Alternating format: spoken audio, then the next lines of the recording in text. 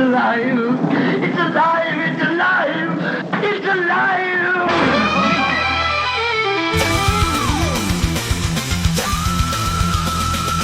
Dominic Lawton can be wild. Welcome to the bad movie cult. Dominic Lawton can be wild. Welcome to the bad movie cult.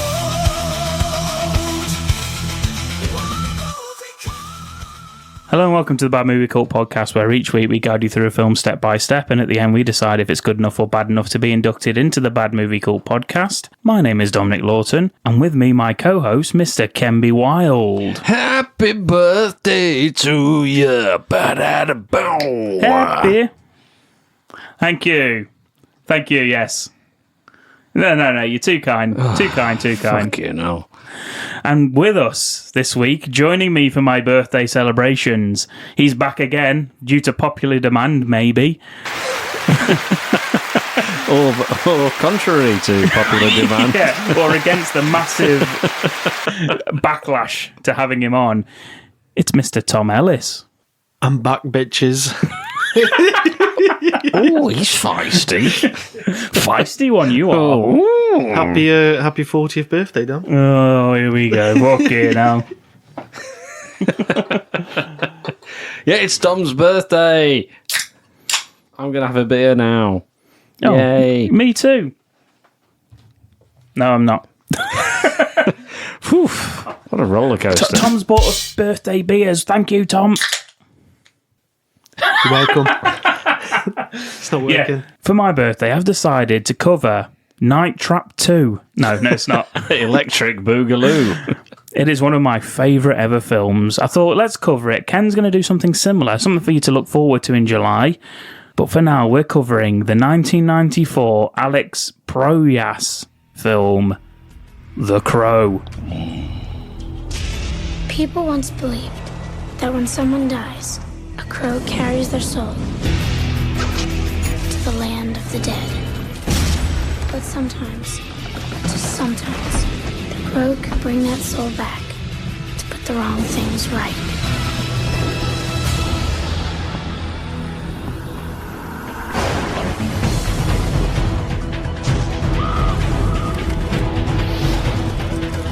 You're all going to die. Is that gasoline I smell?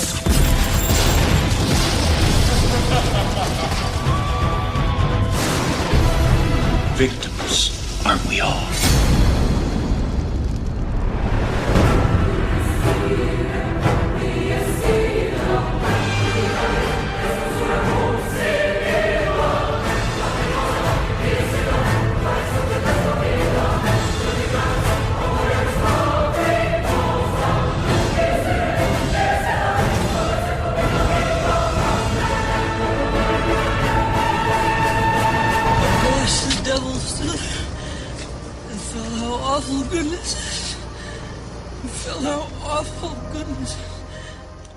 Not as much dialogue as I'd have liked in that one, to be honest.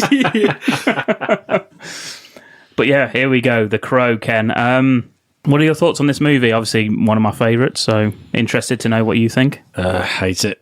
I really, really liked the reboot. Oh, you son of a bitch. Only joking. Yeah, I fucking love this film. Yeah. Yeah, have done since it was released. I've owned this on VHS and I've got it on DVD. Not got any Blu-ray release of it. The Blu-ray release I did own, and it's a very, very poor upscale to it, to be honest. No, I think right. it's quite well known that the Blu-ray release of this is quite a poor version, which is a shame, but Well, yeah. I'm all right with that then. Yeah. So yeah, no, I really, really enjoyed this film. Yeah. And I watched it again, obviously for this, and whilst I was watching it, I actually thought, Dom, you bastard, this is a fucking great film. Yeah. Fuck yeah. Yeah, and I nearly messaged you the same, but I thought, no, I would surprise you with it. Thank you. What about you, Tom? What are your thoughts? You've seen this before? Yes, I love this film. It is my second favourite Crow movie. What the fuck are you talking It's my about? second- Earth was second- that fucking sentence. Mine was a sarcastic. What's No, yours? I'd say second favourite. My first favourite is City of Angels. I love City of Angels. Okay, what I will say, in terms of sequels, remakes, blah, blah, blah, it is probably the second best. There is no fucking way on God's green earth that is better than this, though. I'm sorry. I know it's got Iggy Pop in, but fucking hell, Tom. You make it hard to love you. No, you know it's that, don't just, you? it's just. I feel like the first movie, if you don't already know who the Crow is and what he's about, it's hard to follow. It's not even the same fucking character. What are you talking about? No, it's not the same character, but it's the same premise, isn't it? Yeah, I guess so. It's just City of Angels is always my favourite one. You fucking idiot. Plus, the bird with the wings tattooed on her butt, she's fit. What, Iggy Pop? It's a man. No, it's a girl. Iggy Pop's the main fucking bad guy in it, the main antagonist. No, Iggy Pop is a girl, Tom. Yeah. Of course he's not. I've seen him with his little plastic see-through trousers on. Oh, yeah, well, he's a man, all right. With his dick out. Very elderly man. What's your IMDb rating guess?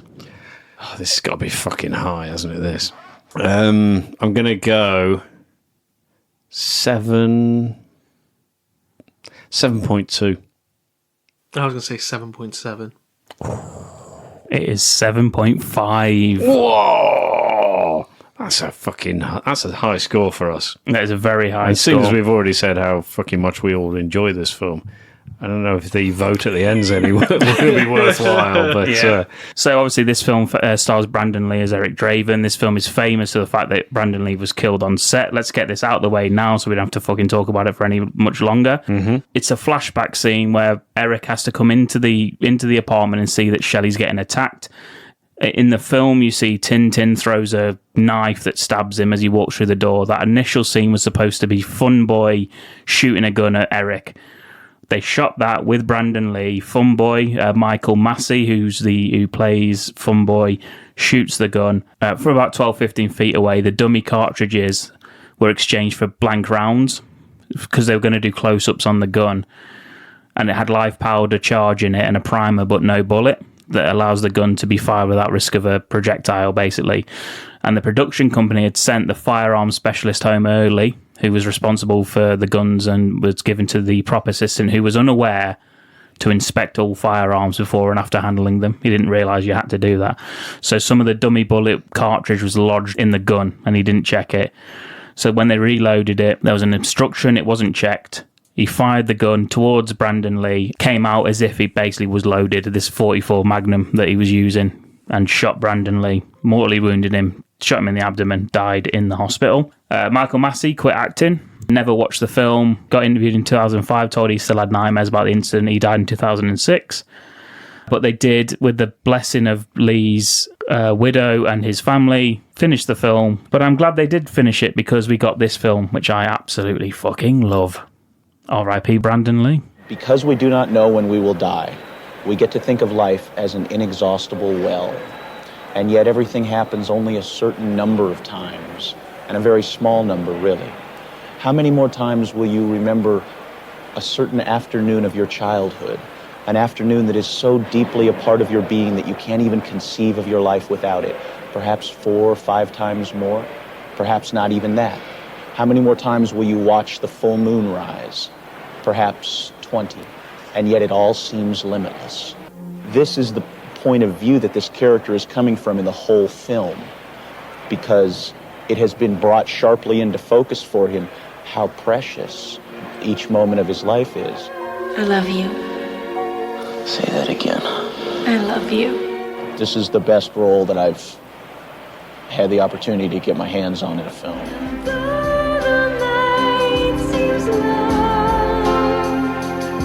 Your tears won't fall. Your tears won't fall. Your tears won't fall. Forever.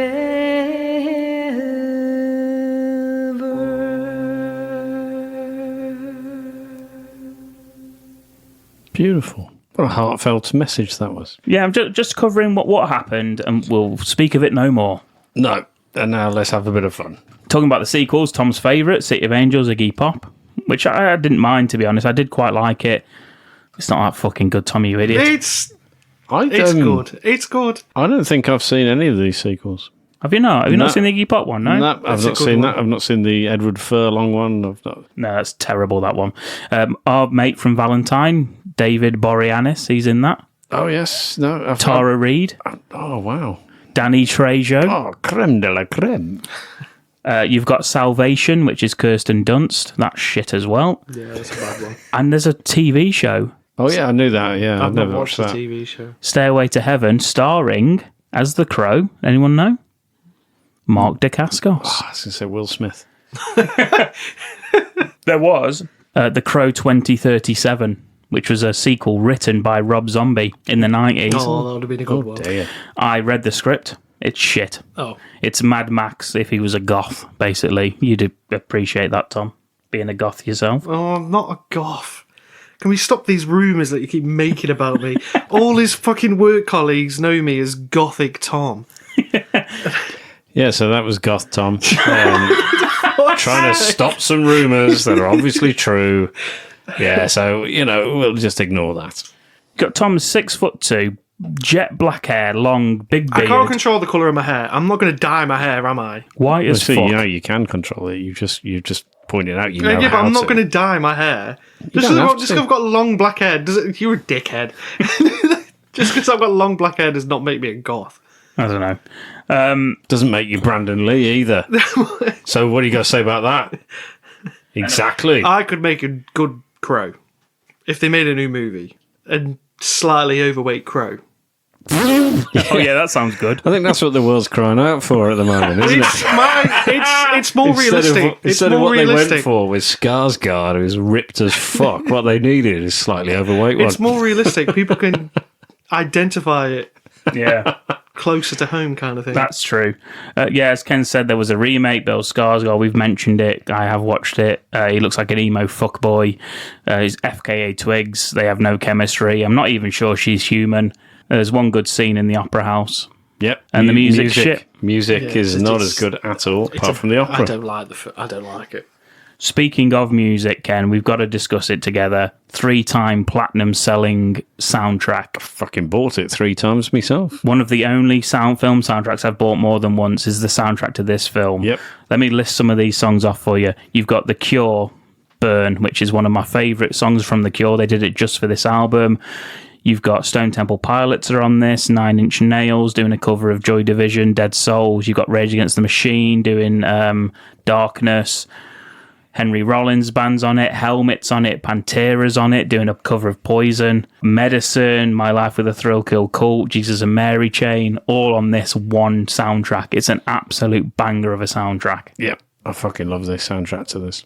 Fun fact for you, Ken, James O'Barr stated on the Crow DVD that when he met the movie's executives, they originally wanted to make this a musical starring Michael Jackson. Yeah, that would have gone really well. I'm not sure it would have been as dark and gritty as Yep. Got a plot for you guys? Go for it. The night before his wedding, musician Eric Draven and his fiancée are brutally murdered by the members of a violent gang. On the anniversary of their death, Eric rises from the grave to seek revenge. Yeah. It's a pretty good fucking plot right Not there. a bad plot at all. You got Brandon Lee, as we mentioned, as Eric Draven. Michael Wincott is the main man, top dollar, the big bad in this. You got Bailing as Naked Eyeball Woman. Yep. I think that's her name. Ernie Hudson from Ghostbusters. Big Ernie. Sergeant Albrecht. And kind of sort of unappreciated in this, but I think he's brilliant, is David Patrick Kelly Yes. as T-Bird. Yeah.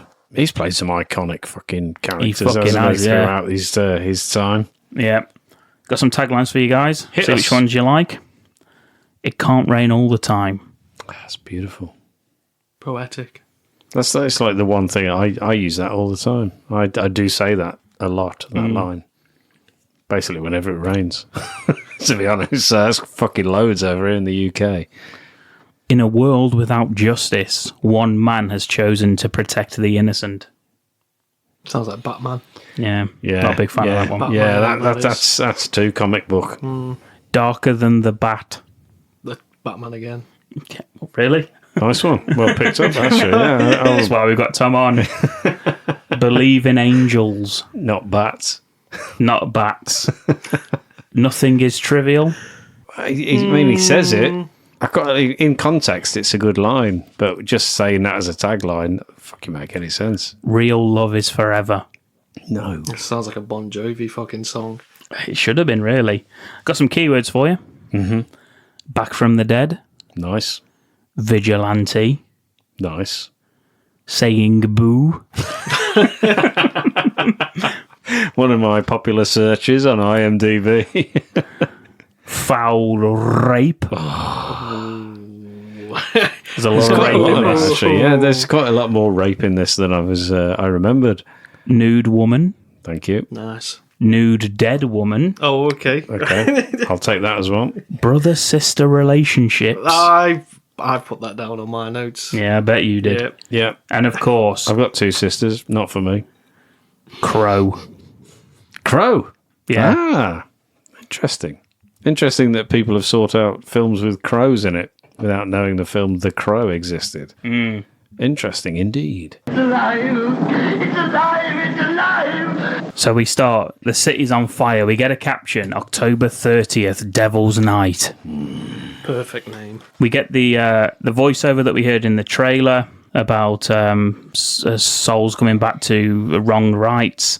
We meet Sergeant Albrecht. It's Ernie Right. Hudson. Right wrongs. Whatever. You don't wrong rights. Who are you going to call? Wrong writers. I think that's they did look at that for the soundtrack. We zoom in. Ernie Hudson, he's looking out of a smashed window on a loft apartment. Shelley Webster's inside. She's been beaten. She's been raped. She's still alive. Her fiance, Hangman Jokes guitarist Eric Draven, is dead on the fucking ground. No. 6 floors below. He's been thrown out the window shot. He's bad dead. news, isn't it? Tom, he's dead. Okay. Sorry, Tom just started to cry. Yeah, he Just couldn't believe that. openly weeping right now. The couple had been planning their wedding day for the next day on Halloween. One of the cops says, "Who the fuck gets married on Halloween?" And Albrecht says, "Nobody." It's nice. I feel like that's a common thing now.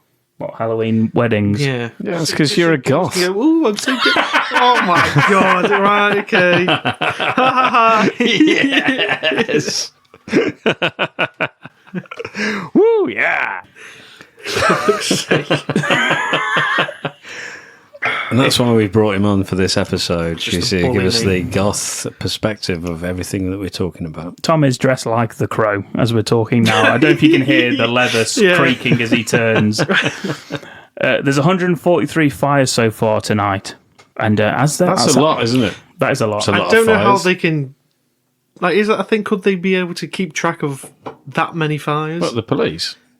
Yeah, how many fires have been reported? I don't know. Hang on, 143. No, but I mean, Thanks. I don't know. They made it sound like the same time. Like all of them were going at the same They time. probably They are, are. Tom. That's what Devil's Night Devil's is. Night. It's a arsonist's It's a tradition. dream. It's tradition. It's a tradition. They tell you all this later in the film. Have you not watched this? yeah, Yeah. of course I've watched. Detroit, Chicago. As they prepare to leave for the hospital with Shelley, a detective turns up to give Albrecht a bit of shit, saying that he can't see why they took away his that he can see why they took away his gold shield. And Albrecht says, "Yeah, it was because I wasn't a big enough asshole." Yeah, I quite like the detective. Yeah, Yeah, He's a badass. yeah. He's been in loads of stuff as well. He's one Yeah, of those. Scarface, It's one of those that Henchman. you just see and you think, oh, well, I don't know his fucking name, but he's in loads, and that's exactly what I thought when I was watching this. So well done to him. A young girl on a skateboard turns up called Sarah, played by Rochelle Davis. Sarah. She says she's a friend of Eric and Shelley, that they looked after her. Shelley! Every time I hear Shelley, I think of South Park with Randy's dad. Shelley! Shelley!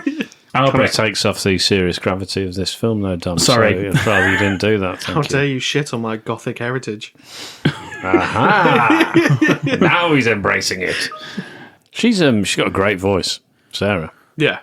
hasn't she? Sounds pained. It's a pained voice, which I assume is how she got the role. Yeah. Seems a lot of her stuff is like the Voiceover. the voiceover Yeah. overdub and stuff. 1 year later, Thank you. a crow flies over the dark and rainy landscape of Detroit. lands on the steeple of a church, and Sarah's back with the voiceover that Ken loves so much. A building gets torched, all that's left is ashes. I used to think that was true about everything.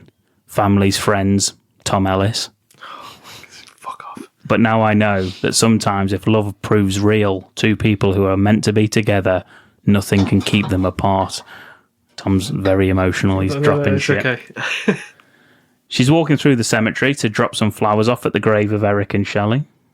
Any opinion on that, Tom? I think it's very, I mean, not weird, but I think it's very wrong. She's just kind of picking and choosing flowers off other people's graves. Yeah. Yeah, she's a lonely street urchin. Yeah, that's why I understand why she's doing it.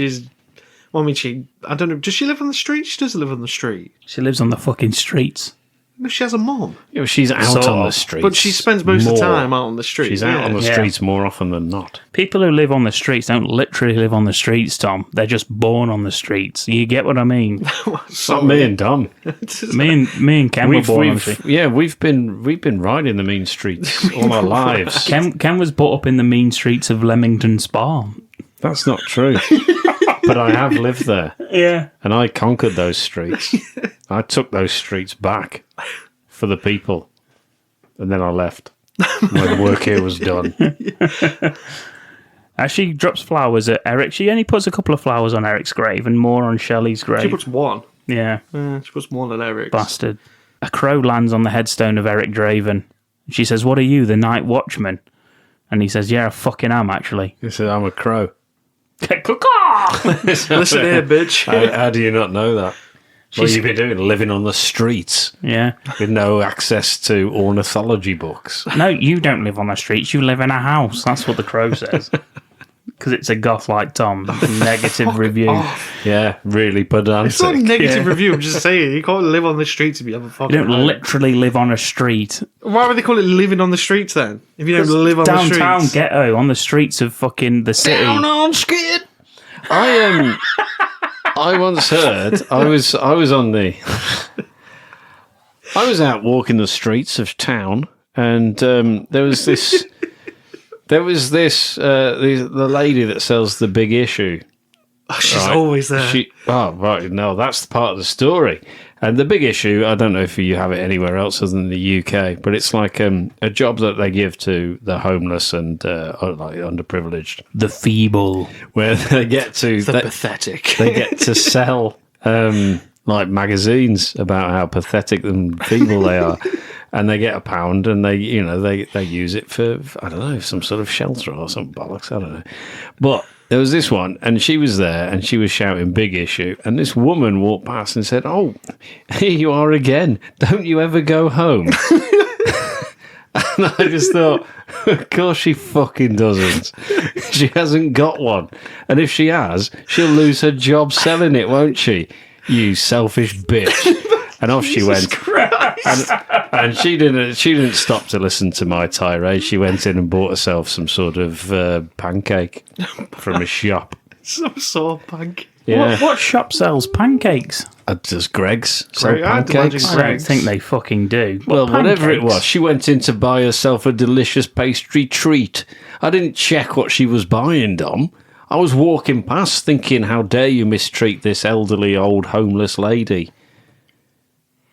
And then I went to the pub and had a pint.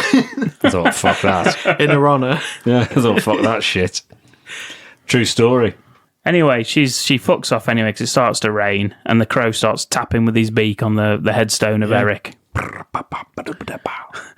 Albrecht showing a man how to make a hot dog on the street. Even though it's his hot dog stand. Yeah.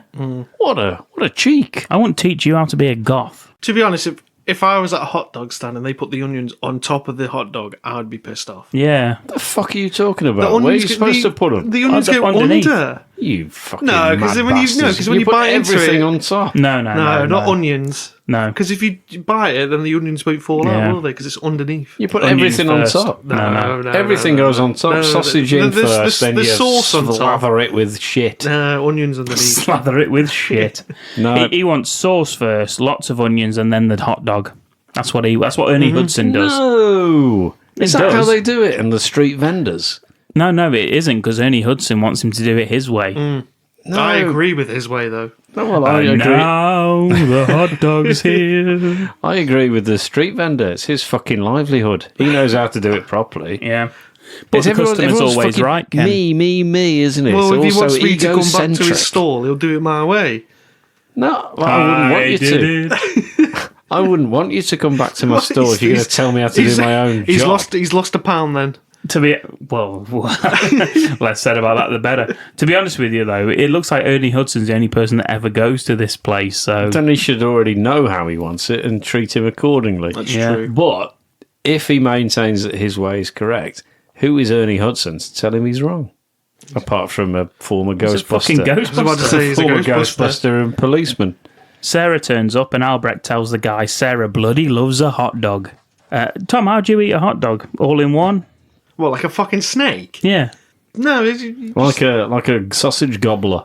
Tommy Sausage Yeah. Gobbler. Yeah, is that how you eat it? Tommy the Goth sausage book Is that how cobbler. you Is that do what it? you're going to fucking call me Tommy now? Sausage Gobbler. Like a sword You swallower. You sound like a character from Lord of the Rings. Tommy Sausage Gobbler. I mean, Here this he is comes such an awkward question. How do you eat a hot dog? I wanna know. I could answer it any way, but either way, you would make it sound like I'd suck a dick or something. Well, maybe you do. Oh, really? Well, why would you bring that up? Do you have something to tell us?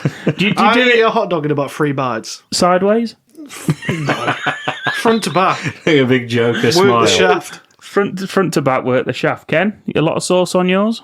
No, No sauce. no bread. No bread. Just throw it in the air and So Yeah, you try kicked and off. catch it. You kicked off about onions Like being on a top of it seagull. with no bread. I try like a seagull, throw it in the air and try and gobble it down. yeah. Yep. What's your go-to toppings on a hot dog, Tom? I have onions in tomato sauce normally.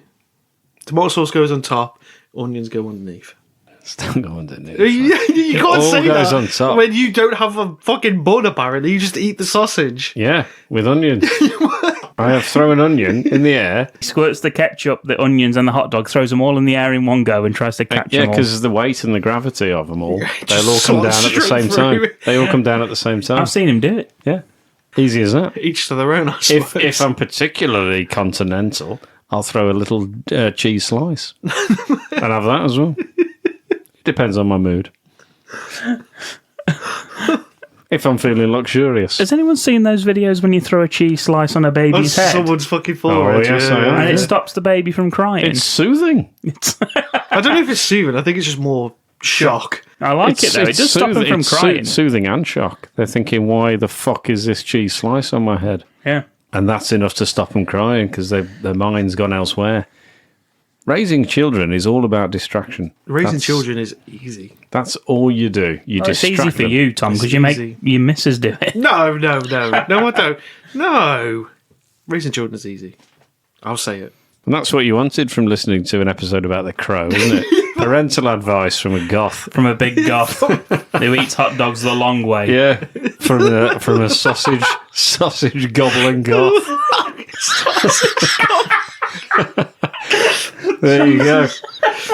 It's a good job he's come back, isn't it, for this episode? This is right up his proverbial I alley. don't know why I didn't see it coming. The fucking crow goth. That's what she Everyone said. calls me a fucking goth, so. It's alive! It's alive! It's alive! Over to the bad guys for the first time. It's T-Bird. We see him. He's also the bad guy in The Warriors, which was one of Brandon Lee's favourite films. So he was delighted when he got Good film. cast. He actually didn't he ad-lib the Come out to play. yeah Warriors, He did, come yeah. out to play. You just got told to do something, yeah and that's what he came up with. yeah he's brilliant in that. He's in Commando as well. He is in Commando. Sully. Yes, yeah. Yep. He speaks about the time that Lake Erie caught fire with all the shit in it, whistles, and then the rest of the gang turn up to trash the arcade that they're in.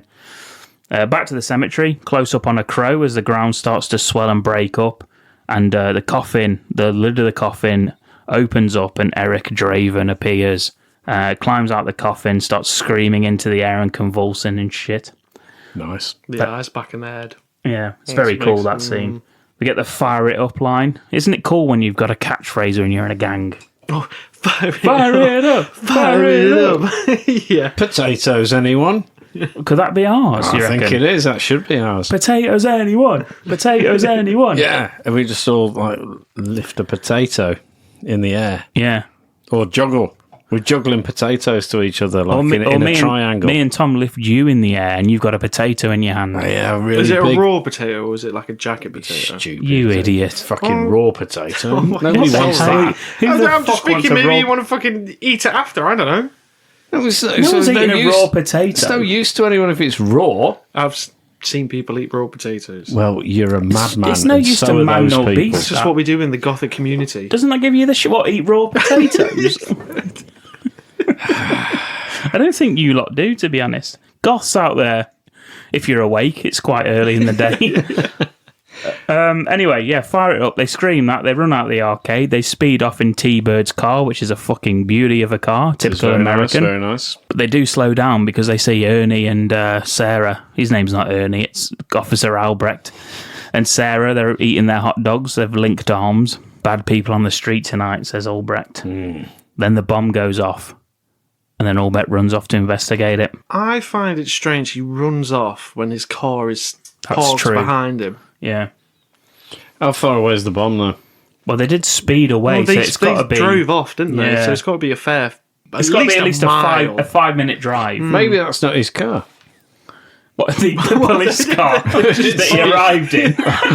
Did we see him get out of it? Oh, no, he didn't actually. Technically, no, I suppose not. No, he's just already at the store, isn't it? that It's fucking someone police else's car there? police car. Yeah. Maybe it's the owner of the vendor. It's the vendor's Well, he has a police car. cruiser. He's undercover. It's the fucking mythical gothic future. That would be a good undercover story, though. Just What, a to own hot dog vendor, you just stay in the same place. Yeah, but on a street, you can watch everyone, don't you? People watch him. It's a bit of a back alley, though, isn't it? No. I mean, it's it the obviously main works. You street just saw of a the fire city. go off. That's true. Everything happens out there, and he knows it because he's the vendor with a badge. Meanwhile, Eric... Okay. Yeah, fuck that off. Meanwhile, no one cares about the hot dog vendor except fucking Tom here. I like hot dogs. Eric stumbles down the fucking side of a building. He was in the cemetery, now he's in the middle of the city. He's following the crow. He guides him to some boots in a skip. You ever got clothes out of a skip and put them on? No. No. I don't know. I don't think so. I don't know. No. I don't think so. I mean, I have found stuff in the skip that I've kept. Like what? My wife. Jesus.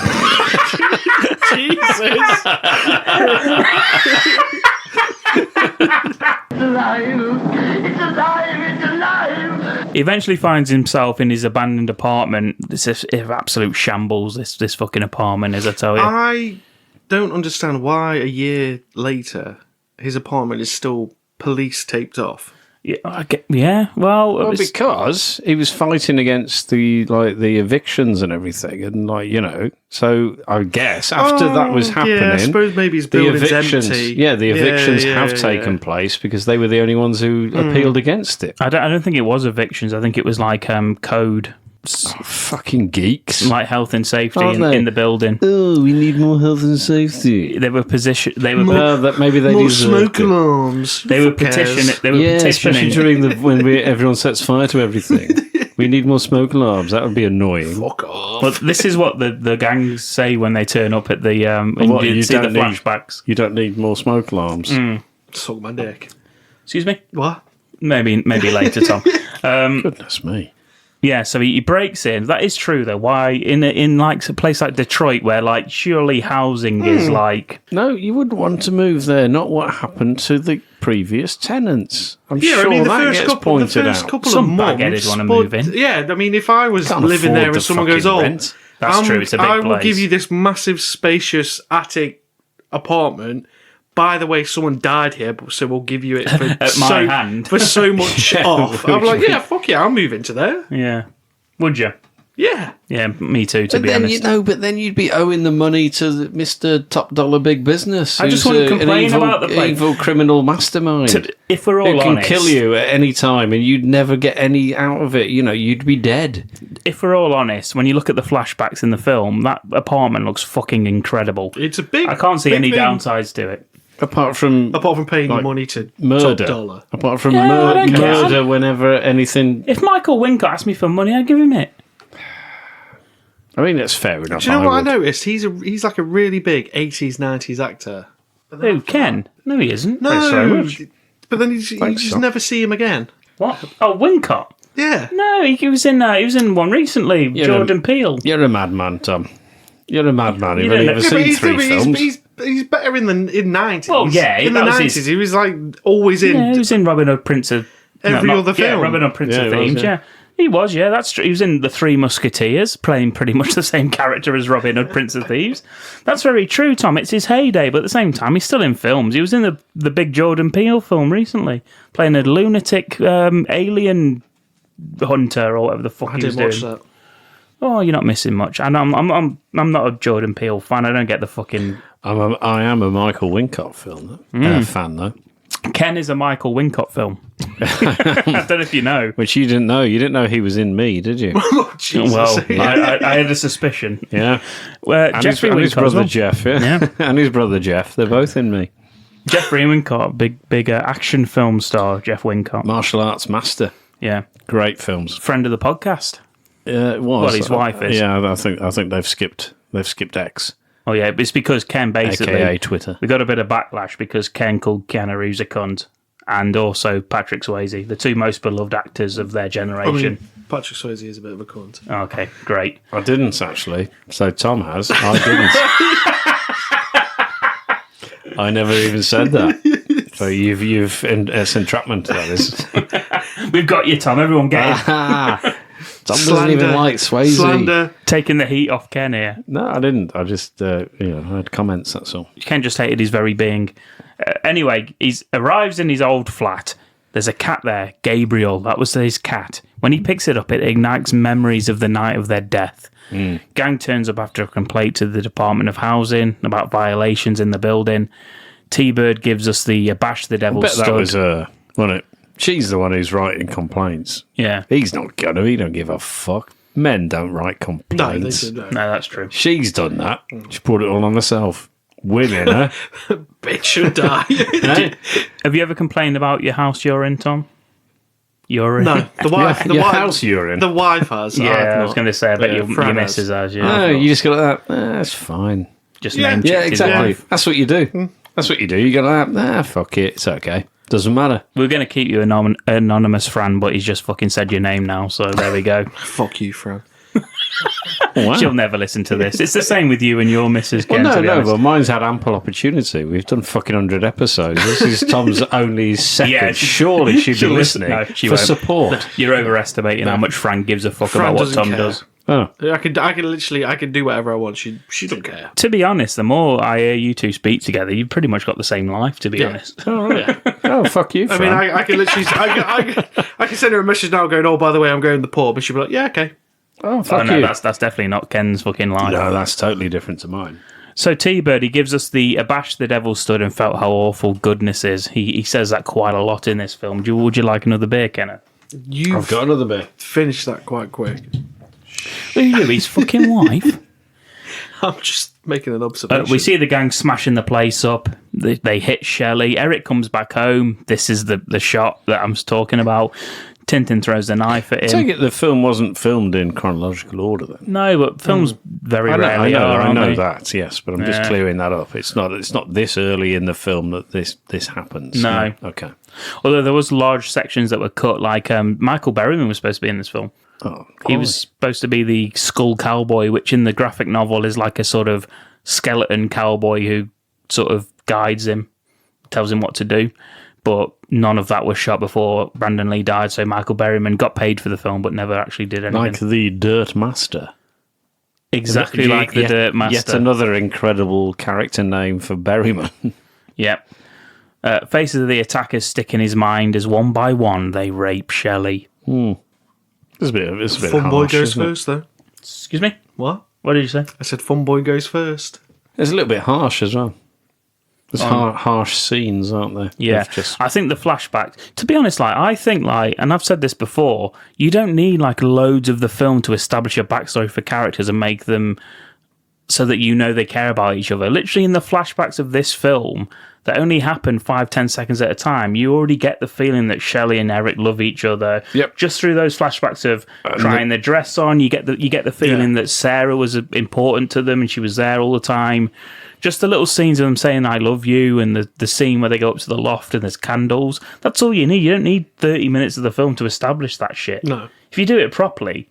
And I saw a review of this as well and said this is basically like an MTV movie. Like, it looks like every rock music video from the 90s. And I'm like, well, that's why it looks fucking badass. Yeah, like, so what? Yeah, they were fucking popular. Yeah, the style of this film is so very... Like, they go with black, white, red... It reminds me of Sin City. Yeah, very Like the darkness, the funny grittiness. you should say that, because the director originally wanted to shoot this in black and white with occasional colour, which is what they do in the graphic novel, and they said, no, you'll never be able to sell a black and white film in the 90s. So it took Sin City to do it, but originally that's how they wanted to do it, because the graphic novel is all black and white with a little bit of colour occasionally. Anyway, they lift Eric to his knees, they shoot him twice, and they throw him out the fucking window. Eric in real life, he's so overcome with grief, Ken. I think I've seen you do this before, that he runs, grabs the frame of the broken window and jumps out, like swings back in, looks at his hands, they're all cut to fuck, and they heal right in front of him. That's a fucking cool shot, that I did it last weekend, actually. I saw that, yeah. It's a cool shot, isn't it? Like, and all this is like stunt double, so all of this, from when he first enters the apartment, he's applying the makeup, he walks, all of that is not Brandon Lee, it's his stunt double. But the way it's shot with the shadows almost makes it look cooler, I think, the fact that you don't see his face. Anyway, meanwhile, at the bar, the gang, they're doing shots and swallowing bullets. It's badass, cool. mate. It's just badass. It does what's look the cool. point? There is no point, but it looks cool. It's yeah, just so cool. Yeah. No, it's fucking... It's dangerous, Tom. It's off It's the wall. dangerous. He's a liability. Who is? Who? All of them doing this. Yeah, that's true. It's fucking... It's trouble brewing. What about It's- T-Bird? He puts a cigarette out on his own tongue before he does that's it. stupid. Josh. Have you done it? I've never done. Josh has done it many times. Has he? He Put a always, cigarette on his he tongue. always used to put fags out on his tongue. Yeah. He knows Josh. Who the fuck's Work with Josh? Oh, yeah, fucking idiot. What's he doing that for? He used to hammer nails through his ear into pieces of wood. Like Wow, he's so cool. he was weird when he was a teenager. That's all I'm He saying. had a piercing. It was through the piercing, though, wasn't it? No. He full on Okay, nail then. because I'm the one with the hammer doing it. Brilliant. Sometimes you're the hammer, sometimes you're the nail. I asked him, "Are you sure?" I wanna take that. No, that's just stupid. Well, let's run through this gang. Enough about Josh. We've got T-Bird. He's the leader. You got Fun Boy. Looks like he should be in the Point Break bank robbers. Totally, dude. You've got Tintin, dreadlock black guy, loves knives. Yep. Skank, he's the disabled one. Yeah, what the fuck is going on with him? He looks like the one they all just bully. Yeah. Ironically so. I like how he tries to have a shot and Tintin stops him, does his own shot, and he's like, why did you stop me? He's like, because pussies drink last. Yeah, I love that. yeah. I think that's funny. Skank pulls a gun on him. Tintin, he knows it's not loaded, pulls a knife on him. Fun Boy's like, well, this is loaded. And then T-Bird jumps up and says, which one of you Motor City motherfuckers wants to bet me this one isn't? And then they all do their chant. Potatoes anyone? Potatoes anyone? Yeah, who wants a potato? Shouts the barman. But don't take them outside. You're not allowed to take them Can't outside. take your drinks outside. Yeah. Don't take any potatoes outside. We're not allowed. It's like unlawful for us. Thank you, bye. Are those cooked? Of course they fucking are. We're not going around with raw Yeah, we're potatoes. not goths. We meet Darla. She's the waitress. She's Fun Boy's little fuck buddy. She's a mess, isn't she? She got some fucking bazookas. Excuse me? She's got some bazookas. Yeah, I suppose so. She's a bit Nah, I'm fucking not a rough and fan. ready. Not a She's fan. a bit Courtney Love-esque, I think. Yeah, this I'm not girl. a fan.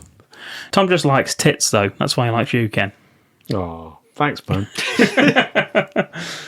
Meanwhile, back at the apartment, Eric's sitting at Shelley's dressing table. Yep, still crying like a little bitch, isn't he? God, Jesus, Eric, come on, give it a rest. There's been a year. There's a Harlequin mask that he's bought her as a present. He sees flashbacks of them. He ends up punching the mirror, and then the soundtrack kicks off. We get The Yes. Cure, Burn. Great tune. Just paint your face a shadow smile, slipping away from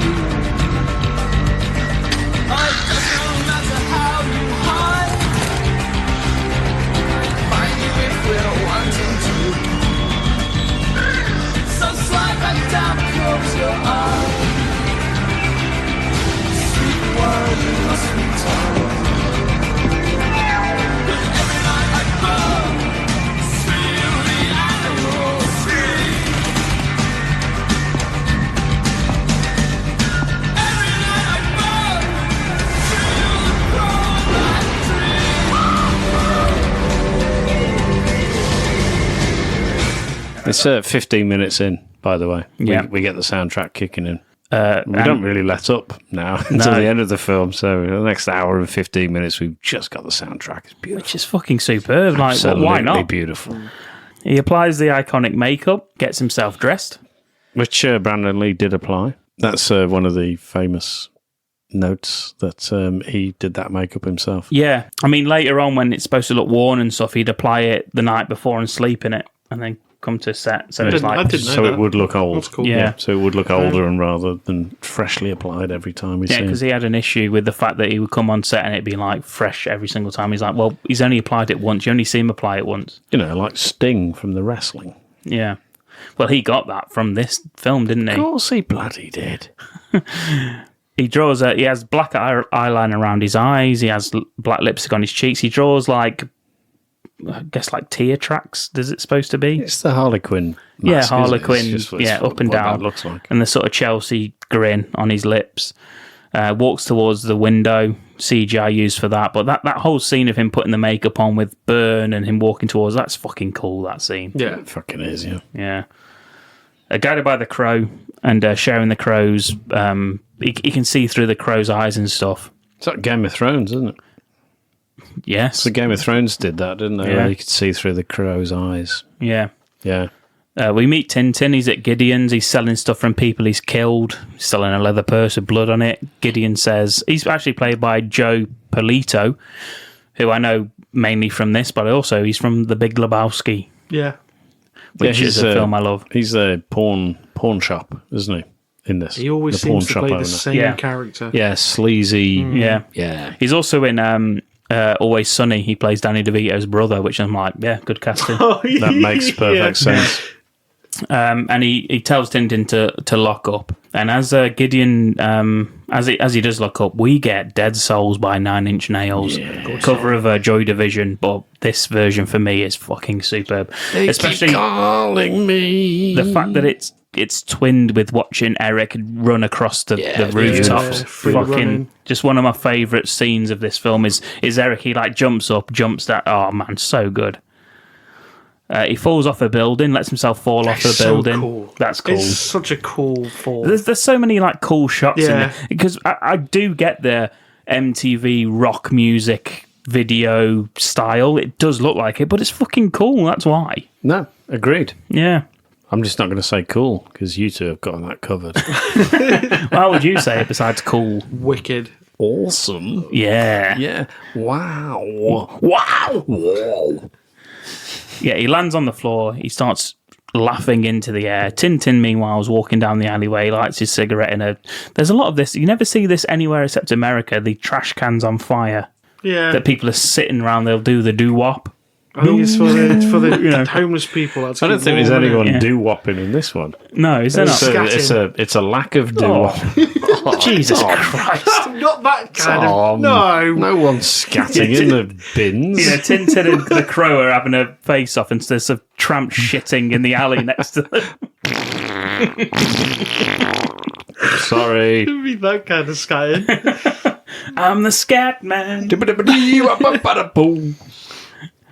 Yeah, so anyway, he sees Eric and they have a fucking fight. This is our first action scene of the film.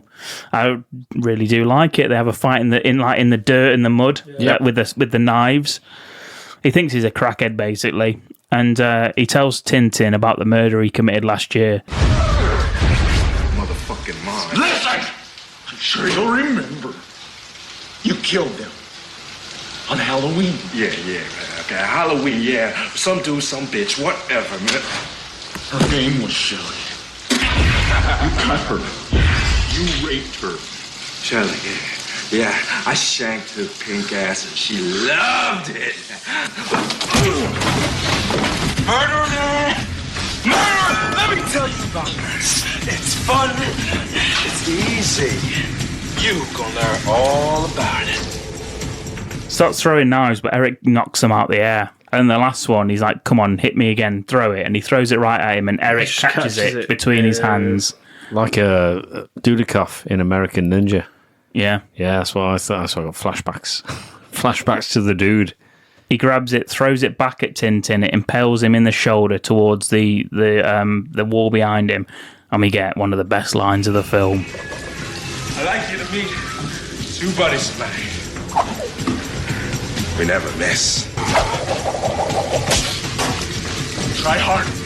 Try again.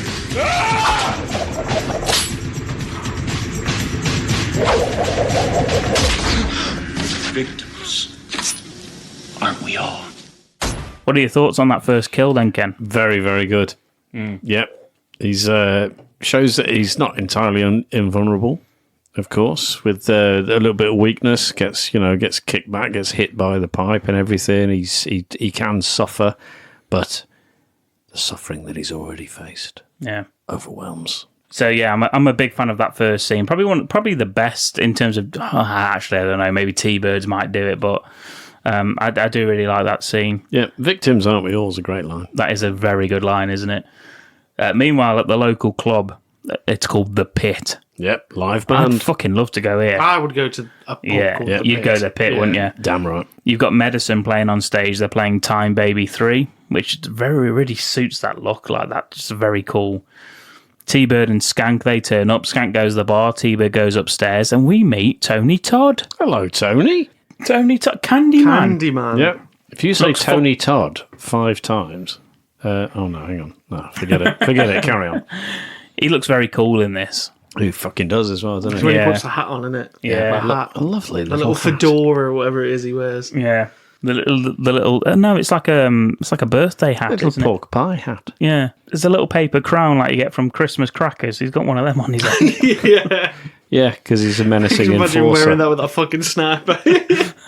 Yeah, every single time you see him, he's got a different hat on. He's got a Different Robin colour. Hood hat on at one Different point. colour. You got a multi-pack of crackers, hasn't he? Yeah, That's why. You don't just get one cracker. yeah, Got that's loads. true. He plays Grange. He's the right-hand man of our big bad Top Dollar. T-Bird asks if he's in, but Grange says no, he's taking a meeting. We head inside and we see Michael Wincott on the bed with a naked woman. Buttocks. And then more buttocks in the shower. Bei Ling. Double buttocks. Turns out she is Michael Wincott's sister in this film. Yeah, not half, straight half, away. half, yeah, half, it's half, not half. straight away that Half, gets half, released. Half, sister, half. Is she asleep? She asks Wincott, and he says, I think we broke her. They turn her over, this dead woman. She's dead. Oh, dead. Shock. Dead. I love her eyes. Pretty, says Bei Ling, who then goes, I think to probably carve them out of her head. Yeah, she's holding up a little knife. She got a weird Can I thing for point her eyes. out, at this point, Michael Wincott's fucking voice. Yeah. Absolutely brilliant. Yeah. I love his voice in this film.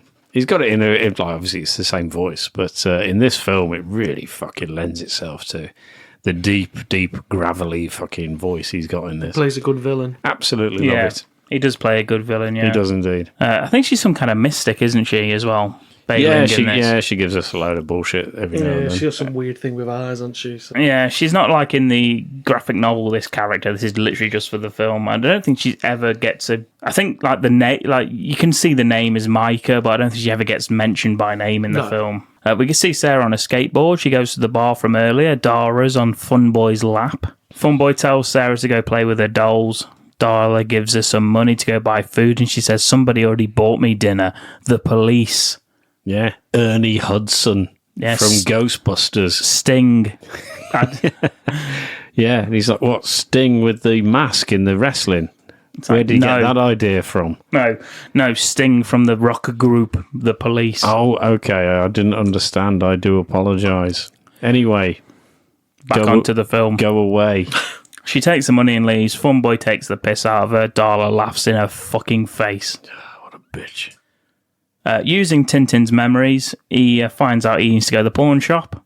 Eric does, yeah. Yeah, Eric. And he's looking for Shelley's engagement ring. And this scene is pretty much shot for shot from the graphic novel. Eric smashes through the glass door, recites Edgar Allan Poe's poem The Raven. Yeah. Of course, ravens and crows, not the same, but still.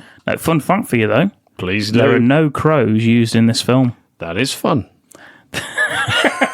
They use ravens. Well, fucking hell. Suddenly I hear a tapping as if someone gently rapping at my chamber door. You heard me rapping, right? Because he was outside rapping. He was. He's I'm Eric Draven, motherfucker. Let me in, please. He didn't think of it. You know, he's dead. Got him some slack, Tom. What are you laughing at? Eric says he's looking for an engagement ring. Gideon says he's looking for a coroner. Calls him shit for brains. And shoots him.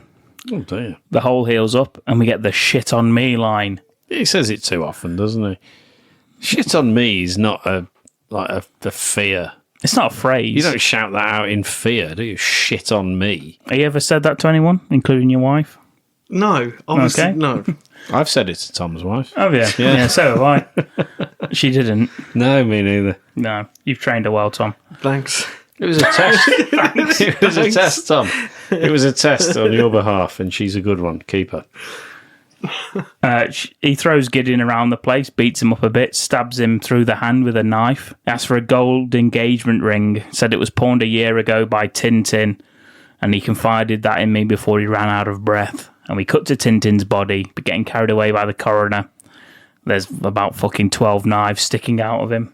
I put 8. I didn't count them. It's all in his... Oh, no, I'm thinking of the wrong one. No, it is, yeah. It's all in his chest. Yeah.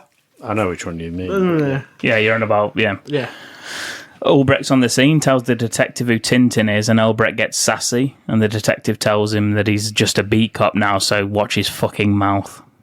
And he says, what the hell do you call that? And he points to on the wall, and it's like a crow painted in blood. And that's what he says. So I think that's a crow. He says, I call that blood detective. Oh, yeah, sorry. No, it's not. It's a blood crow. But you'd write it up as graffiti. Yeah, and he thinks it's freaking impressive having a logo this soon into becoming A vigilante. A vigilante. you don't make, from you beyond don't the make a grave. logo when you first kill, do you? You wait for a No. couple and then you kind of... Mind you, and the Batman had his logo. consistency of that logo. I mean, if I got asked to draw the same thing twice, I would fucking struggle for it to look anything like it both times. I'd do one that might be really good.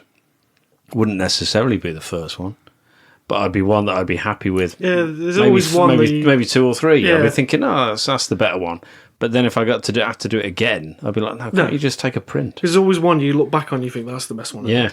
Yeah, but still, he's gone straight in. He's gone straight in for a logo, and he's done it big in blood. Blood crow. Gideon eventually tells him where he keeps the rings, and he finds that it's mixed in with a box of other, like, dozens of rings. Yeah. He closes his eyes, picks one up one by one, does the no, no, no, no. He can just feel it. He knows by feel, Tom. He gets the love. flashback. Well, that's his That's power, what it isn't it? is. That's his whole thing. Yeah, he can guess a ring from a fucking mile away, this guy. Yeah. Have you ever felt a ring and just known it was Fran's? Yeah. Interesting. He appears doused in the pawn shop with gasoline. He asks Gideon where to find the rest of them, the gang, and he says they all hang out at the pit. T-Bird and his potato heads hang out there. Potatoes, anyone? You have one chance to live. Look, man, take anything you want. Thank you. Take anything! Now you're gonna tell me where to find the rest of Tintin's little party pal. Don't forget, they all hang out at the pit.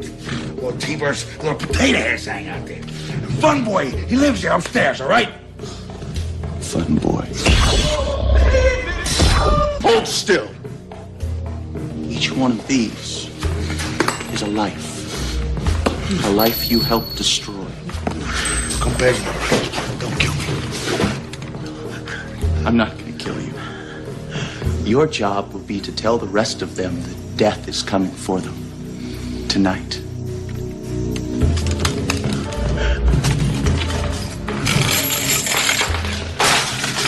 Tell them Eric Draven sends his regards. He loads a shotgun up with the rings. He puts them down the barrel. Yeah, that's cool. That's pretty I cool. thought that was cool. Yeah, yeah. I don't know whether it would work, If you've already got a shotgun shell and you just put the rings down the barrel, probably. I suppose. I don't know whether it would work to the intended... No, I don't think so. But yeah, he loads the rings in there. He starts walking out and he yells out, you walk out of here, they're going to erase your sorry ass. You're nothing but street grease, you motherfucker. That's a good line. And he says, is that gasoline I smell? Great. He walks out, turns, shoots the gun. You can see the rings explode out the barrel and it blows the fucking shop up. And Gideon, like, explodes out the back door of it. I like how he's Great just shot. stood there as he shoots it as well, like he knows. I don't care if it fucking gets me. That's a great shot, that is.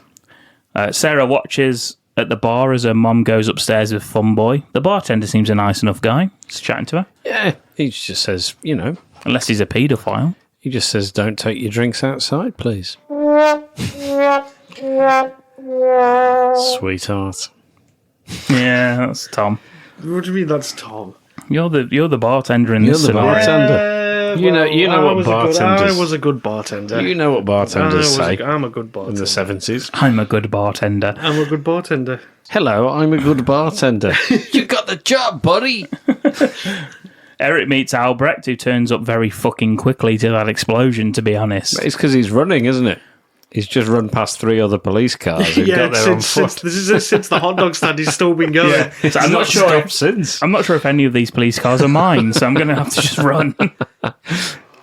Yeah, he holds Eric at gunpoint, and he says, "Oh, I know you, Albrecht. And do you remember me? Do you remember Shelley Webster?" We get the don't move. Oh, yeah, and I'm dead. Yeah. and he Don't move or you're dead. Yeah, he says, don't move. And he says, I thought the cops were supposed to say freeze. He says, well, I'm a cop, and I say, don't move. He says, do you know T-Bird? He had a friend who couldn't play with knives. And he says, do you like the coat? Because Eric's got he's got the trench coat on to complete the look. Beautiful. And Albrecht says, you're the guy that murdered Tintin. And a great line, Eric says, he was already dead. He died a year ago the moment he touched her. They're all dead. They just don't know it yet. Yeah, that's a good line. Splendid. He's distracted by looters, though, Albrecht. And one of them is the author of the graphic novel, James O'Barr. He's in the fucking background seeing the TV. What's he doing looting? Doesn't he know they're making a film of his graphic novel? Apparently not. Give him a chance. He'd probably get some royalties from this. And he says, hey, get away from there, James O'Barr, author of the graphic novel The Crow. He says, whoops, yikes. And as he does that, Eric has disappeared. Oh, fuck's sake. And he says, turns up looking like a mime from hell. Nice. And he says, well, at least he didn't do that walking against the wind shit. What does that mean? Mimes do that, don't they? That's part of their shtick, where they do that and then they do. That's what it's all about. It's all about two mimes. know mimes, don't you? We fucking do. We had a mime duo. What were you called? Mime. Gothic mimes. Yeah. In Paris. Gothic mimes from Paris. Yeah, we did. Yeah, it's pretty good actually. We used to hold up signs saying "Sacre bleu" and other French phrases. Sacre noir. Yeah. Top Dollar and Bailing, they're eating eyeballs. No, they're not. They're they're at the conference table. They are cooking eyeballs in a goblet, though. Where? Yeah, you're a criminal mastermind. Why wouldn't you? His sister's got some weird obsession with eyeballs, hasn't she? Yeah. We don't know it's a sister yet. This is all not here yet. We know. We're still to I thought imagine. we already knew that at that point. I knew. No, they bring it in later on. Oh. But yeah, there's a massive pile of There's cocaine people on the that table. missed though. the whole fucking thing, by the way. There's people that have watched this film and never noticed that they were supposed to be related in any way. Who's that? Name names. People out there. There's people out there. I don't like, in this scene, he says, when he says Tintin's been killed, he says, oh, he got stabbed alphabetically in each organ. How the fuck do you know that? There's no way of knowing. How do you know he's been stabbed alphabetically? You get the pathology report. What? Name the but organs alphabetically. Yeah, but there's no Name way them. they know. Like, Name them. oh, he was stabbed here, then he was like, he would just Name be them like alphabetically now. kidney. Incorrect. Incorrect. Incorrect. You've missed heart straight from the off there. Oh shit! Yeah. Gideon's pawn shop just burned down to the foundation. Nobody cleared this little event with me. I didn't have nothing to do with that. Well, sure, you must be awful disappointed. I got trouble. One of my crew got himself perished. Yeah, and who might that be? Tintin. Somebody stuck his blades in all his major organs in alphabetical order. Well, gentlemen, by all means, I think we ought to have an introspective moment of silence for poor old Tintin. Now, you're working for me tomorrow night, right?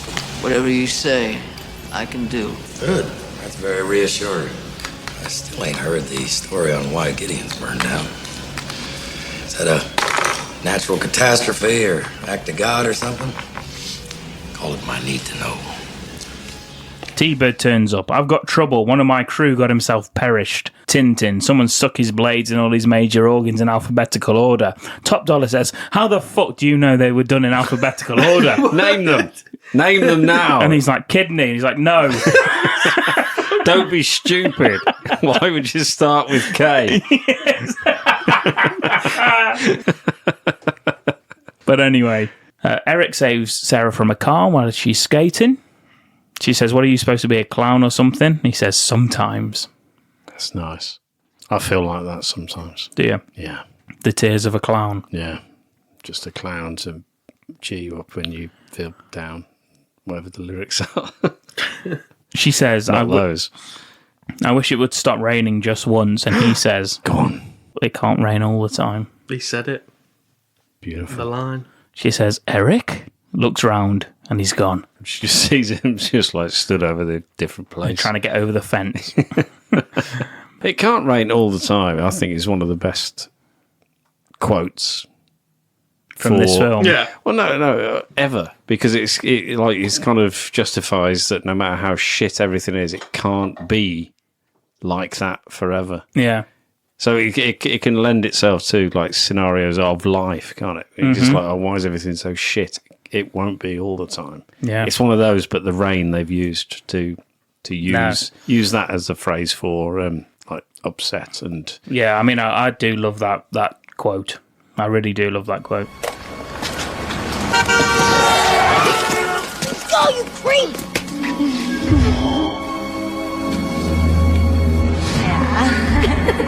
Please slow down, dickhead! He couldn't have stopped. He was a butt face. I could have made it. What are you supposed to be, a clown or something? Sometimes. It's more like surfing than skating. I wish the rain would stop just once. Can't rain all the time.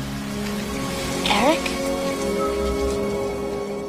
Eric, meanwhile, locates the next thug on his list, which is Fun Boy. He's getting high in his apartment with Sarah's mom, Darla. They're injecting morphine. We got Machines of Loving Grace playing as he turns up. yeah, some good music. There's the crow comes in and Fun Boy's like, here, birdie, birdie, and all this sort of shit. And the great entrance, this is my favourite entrance of Eric in the film, was when he walks in saying, here, Fun Boy, and he starts like putting his head on the light bulb and stuff. I think that's a very cool entrance.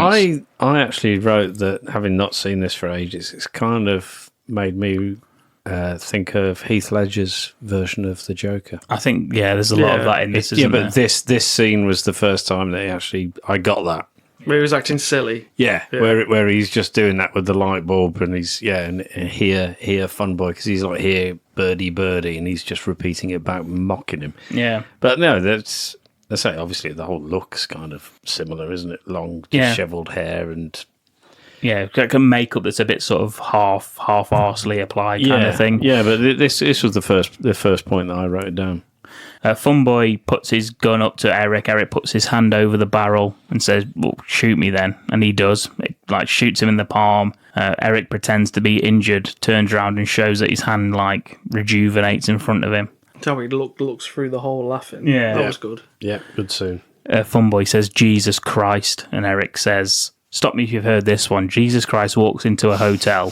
Fun Boy shoots him and he just goes, ow. And then carries on. He hands the innkeeper 3 nails and he asks, and Fun Boy shoots him twice again. He says, don't you ever fucking die to Eric. And Eric just says, can you put me up for the night? And knocks his hand, and Fun Boy shoots himself in the thigh and ends up passing out. This whole scene's really fucking cool. Yeah. All the murder scenes in this are actually really cool. I think so, yeah. And then Eric drags him into the bathroom where Darla's fucked off to. Yep, because like a dutiful girlfriend, she's just fucking legged it. He gets a flashback of Fun Boy raping Shelley. Nice. Puts him in the bath. Always nice for us to get that reminder. Yeah. It's I think they keep showing us it, so it justifies his actions. Yeah. Even though we don't really need it, to be honest. No. We're fully aware. Yeah, you only need to show it once. Yeah, we're fully aware of what's going on. We don't need to see each individual person on top of Shelley to understand. To understand that this is why we're doing it. Yeah. Puts him in the bath, turns the taps on. Eric then, Darla tries to attack him with a straight razor. He takes it off her, makes her look at herself in the mirror, and he forces the drugs like out of the fucking injection holes. They start like running down her arm, and he gives us the mother is the name for God on the lips and hearts and all children. That's a good line. I like that one. Yeah. Morphine is bad for you. Your daughter is out there on the streets waiting for you. And she's like, no, she wasn't born on the streets, she says to Eric. No one's born on the street. She has a house. She does. She does. She has somewhere to stay. Yeah, So absolutely. I don't know. I mean, I don't know what you're talking about. I'll make her a hot dog then when she comes back. If that's all what the she wants. trimmings. Yeah, apart from onions because they make you fart. She runs out and Eric picks up the needle of drugs on the table there and gets a wicked idea. Gideon's at the bar drinking heavily as Grange turns up telling him that he has to meet Top Dollar. Darla runs out screaming behind them. That's Darla. Yeah. Not Dom pronouncing Top Dollar in an Dollar. American Southern style. Darla. And Grange goes to investigate. He opens the door, sees loads of needles in Funboy's chest, which is what you were talking about earlier. In alphabetical order. Yeah, apparently. Yeah. Heart. There's a bloody outline of a crow on his chest. He looks over, Eric's at the window, gives the shush sign and falls out. Yeah, off he goes. That was cool. Yeah, that's That was also a good very one. cool, yeah. Meanwhile, Albrecht, he's at home and he's in his pants and his police hat. This is how I imagine Carl Weathers used to chill. That is exactly how Carl Weathers used to chill. I used to have CCTV in his house. Yeah. Yeah, I used to see him. Eric turns up for a chat. He says Eric wants him to tell him exactly what happened.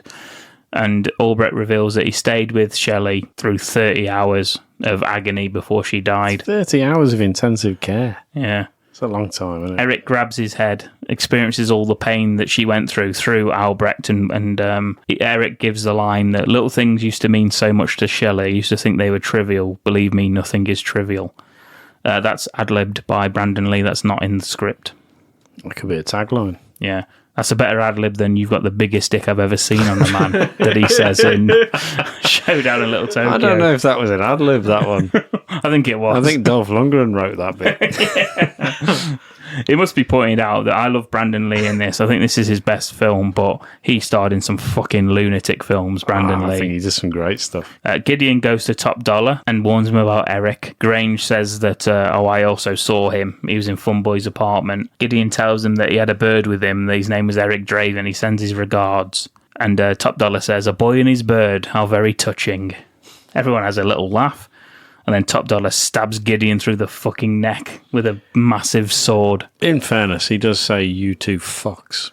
Yeah, I'm not twisted like you two fucks. About him and his sister. He tells him to hurry up and die as well. Yeah, he's like, for fuck's sake, die, will you? Yeah, and that he was good. like, to be fair, you just stabbed him. Like, give him a second. He does try and say that. To be fair, you just stabbed me. Yeah, he takes the gun off Grange, doesn't he? And just shoots him. Just shoots him as well. Yeah, for fuck's sake, die, will you?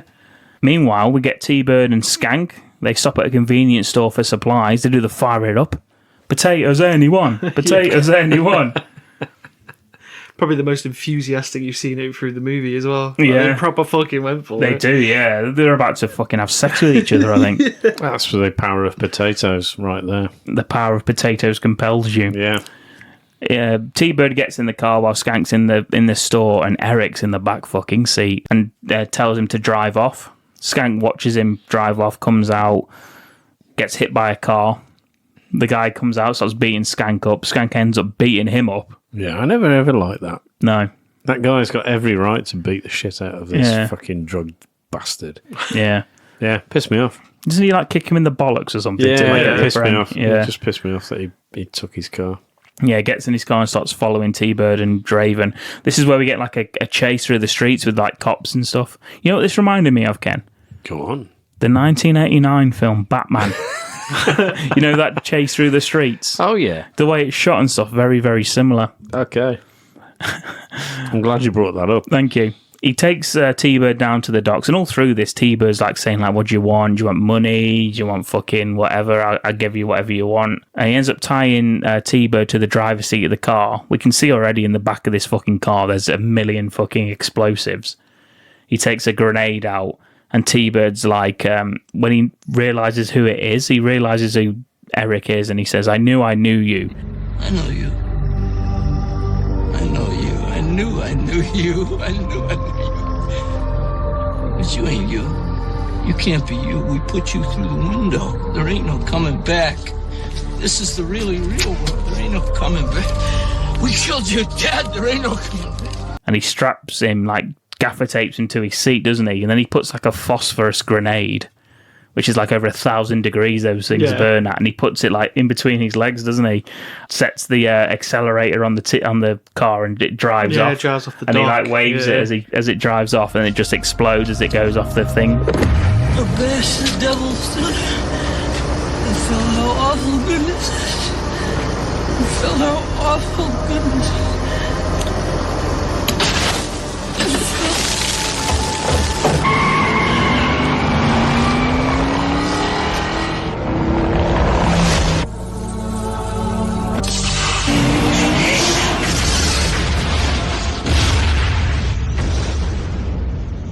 It is good as well that it explodes mid. Yeah, before it hits the water. Mid-flight. Yeah, Skanker Eye was just in enough time to see that explosion, and then Eric lights the floor, and you get the crow in the flames, which has been like redone in fucking loads of films since then. Yeah. Like Batman, Christopher Nolan's Batman does it with the bat signal in the flames on the floor. There's so many films that do it. Lethal Weapon 3. Yeah, just if you're interested, Yeah. Lethal Weapon, the 3 in Lethal Weapon 3 was when they set fire to Danny Glover. No, it was Joe Pesci. Oh, that's him. Sorry, I always get them two Danny mixed Glover up. didn't have time for that shit. Meanwhile, Darla tries to reconcile with Sarah by making her breakfast. Eggs. Excuse me? Eggs. Eggs, anyone? Specifically eggs. Specifically How eggs. does she like her eggs, Tom? Do you remember? Over easy. Fucking hell. This is That's why true. Tom's a parent, you see. He remembers this shit. That's true. Because she doesn't remember, in fairness. No. She does ask. Yeah. And she says, the fuck is going on? Yeah. Yeah, where's my mum? What the shit is this dick? What the shit is this dick? Yeah. And, Why are you morphined up? yeah, and she says, I tell you what, fuck this. Get your own fucking eggs. And she goes, no, wait. Because, because Darla's natural response is abuse. She says, over easy. Yeah, and then when she flips them. And they have a smile, she says, thanks, Mom. She does call her Mom, yeah. And they have that little shared For the first time. Have you ever had eggs over? No. Have you ever flipped? No, you know, if you make a fried egg, this is like, yeah. Have you ever flipped it over? No. At all? Yeah. You What? do. When Yeah. you fry an egg, you flip it. When you fry an egg, you fry the one side and then you flip it to do the other side, yeah. Really? Yeah. I've never. See, now I asked people at work this, and it was all because of this film, not recently. I asked them quite a while ago. But apparently, yes. Apparently not doing that is the weird thing. Yeah, that's weird. Not doing it's I weird. have never done And that. then because- it also depends if you're going to have it on a sandwich. You break the yolk so the yolk goes hard. No, if you're gonna have you want like it runny, Fucking don't you? stupid. You never broke the No, yolk. because if you have it in a sandwich and you bite into it, it goes all down. What's yeah? the whole point? No, that pisses me off. If it's an egg on just like a, Just have scrambled egg then. if it's an egg on just a plate with bacon, like a full English, then yeah, keep You're it doing running. the full English breakfast. Yeah, keep it running. Yeah, but do you flip it anyway then? Yeah. No, No, on a- no, on a- no, yeah. no. On a Because breakfast. you could still keep the yolk. You're runny. What, by flipping it? Yeah, of course Surely you not. can. Yeah, the only time it doesn't stay runny is if you break the yolk, which is No, what it I do can't when I stay put it on runny a if you sandwich. fry the top, you bloody madman. Of course it does. I got told this, and I was just like, fucking no.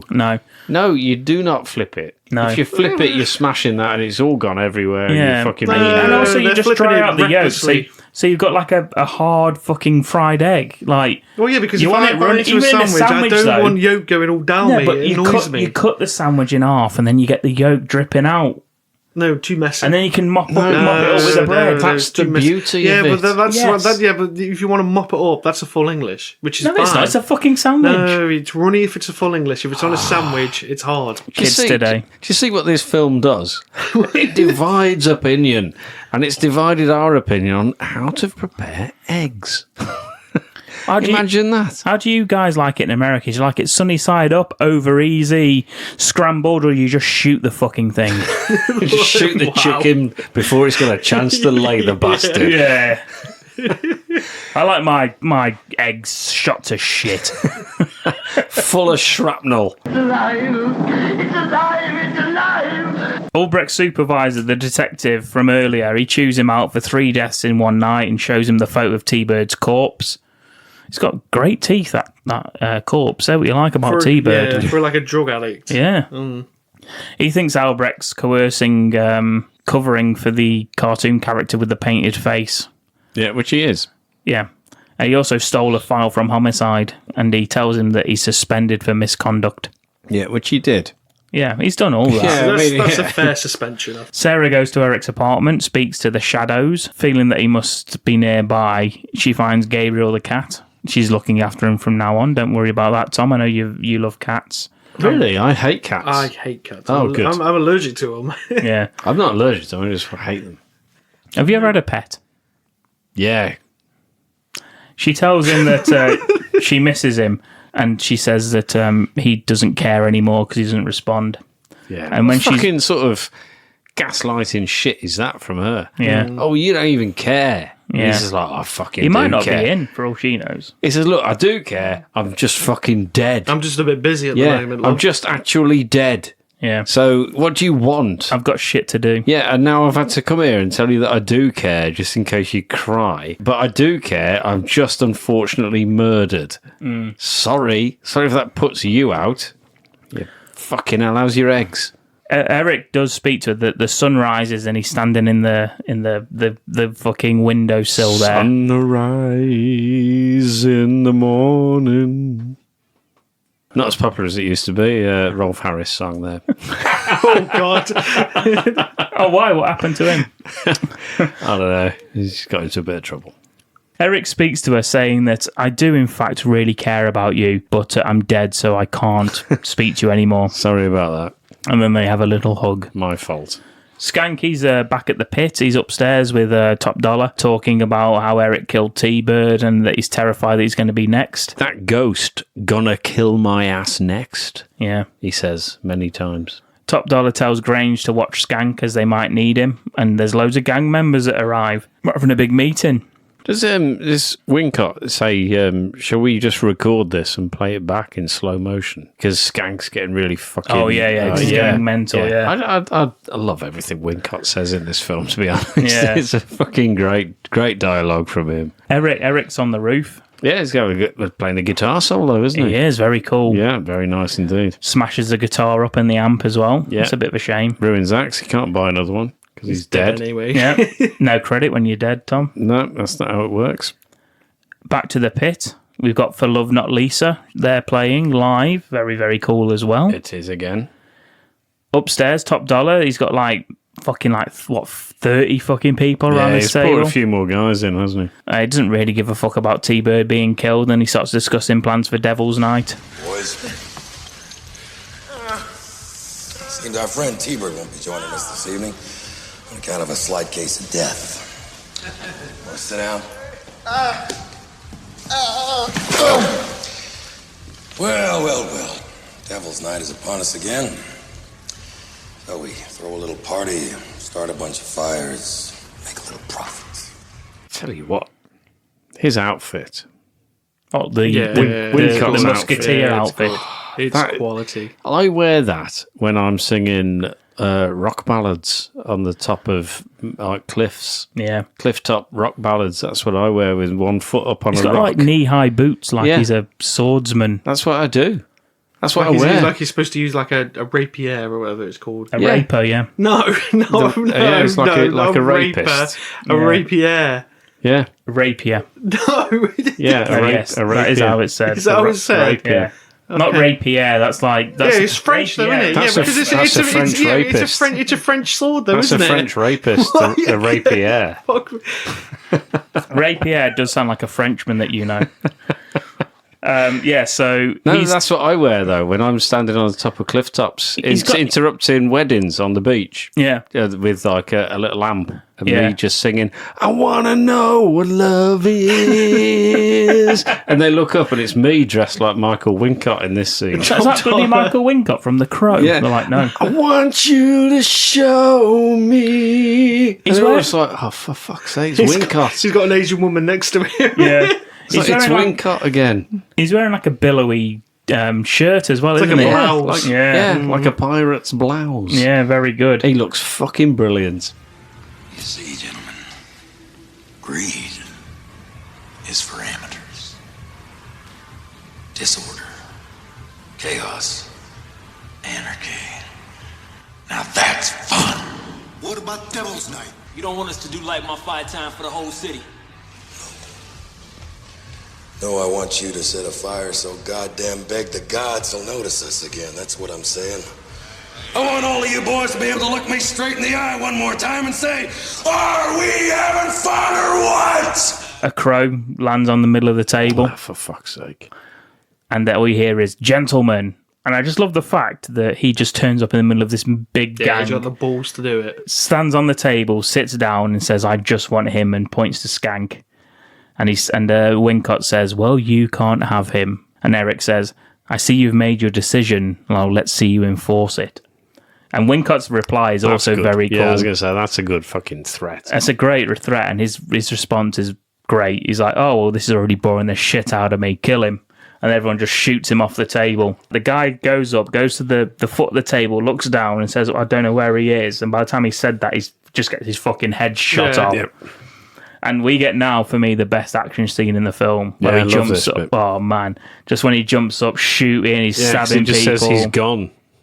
Yeah, he says he's gone, gets shot in the head, and then people get dragged under the table and all sorts of shit. And you get like a great little set piece of Brandon Lee's like fucking martial arts, kip ups, and all this sort of shit. I think this is one of the gunfights of its time. Yeah, this is one of the best. In terms of like American-made films, I know Hong Kong were doing this fucking throughout. And just like the way it's shot with the lighting and stuff, it's all like the lighting's like moving like this, so it's like goes in and out of focus and whatnot.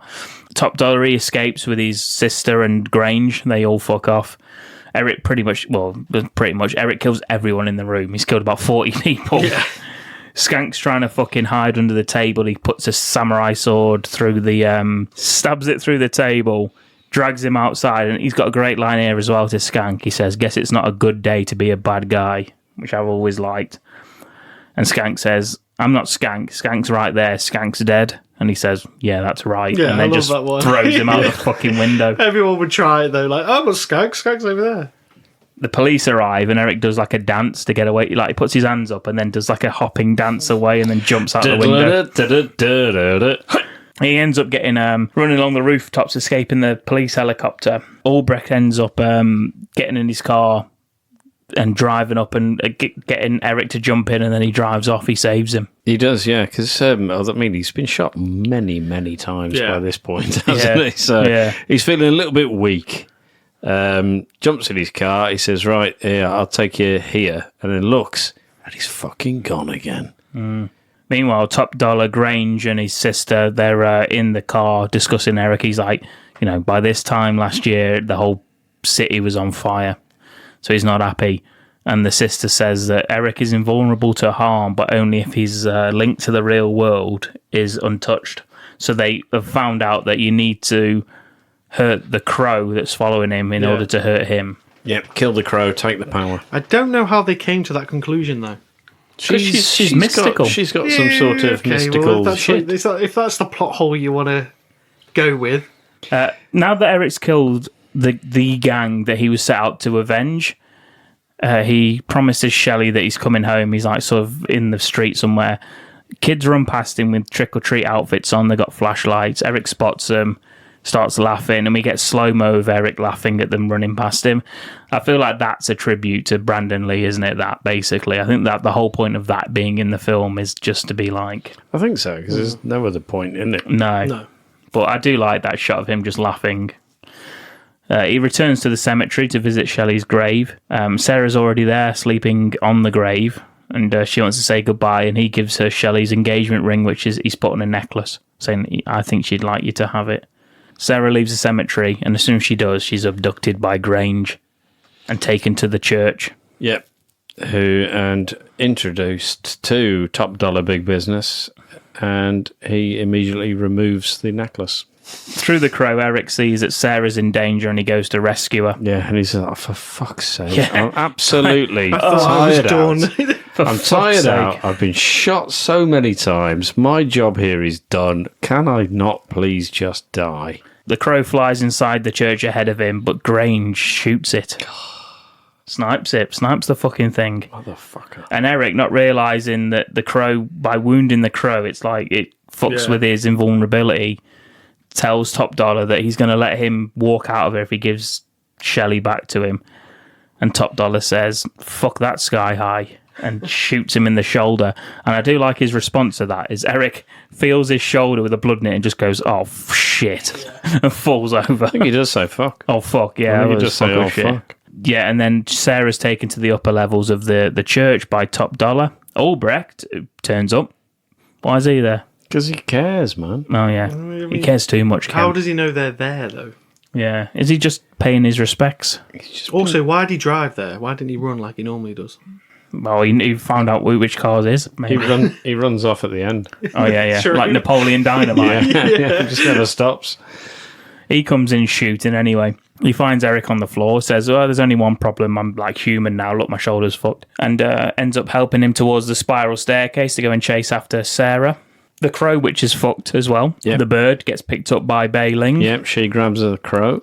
She wants to harness the powers for herself, you see. Of course, why not? Albrecht manages to kill Grange. They have a little shootout. He shoots Ernie Hudson first, but he fucking kills Tony Todd. Yeah, shotgunned him. 2v2.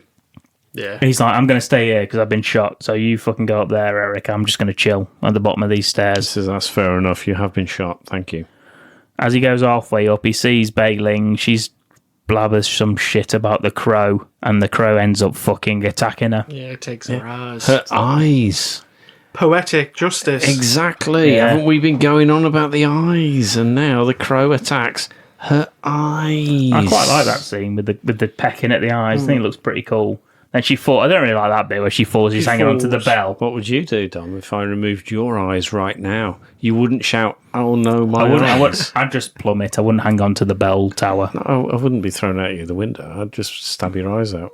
Well, then not much. That would be enough, to be honest. What are you going to do? Find the nearest bell tower and jump down it? Yeah, how are you going to do that? You ain't got any eyes. Tom will fucking guide me. Honestly, you two working as a team. Tom, I've just stabbed Dom's eyes out. You wouldn't mind taking him to the nearest bell tower and throwing him Link over your own it. with me, I'll guide you. Hold on a minute, I'm just flipping my eggs over and then I'll be right with you. Pete, that's a normal thing. Just eating my eggs like a goth. Oh my god. Covered in blood.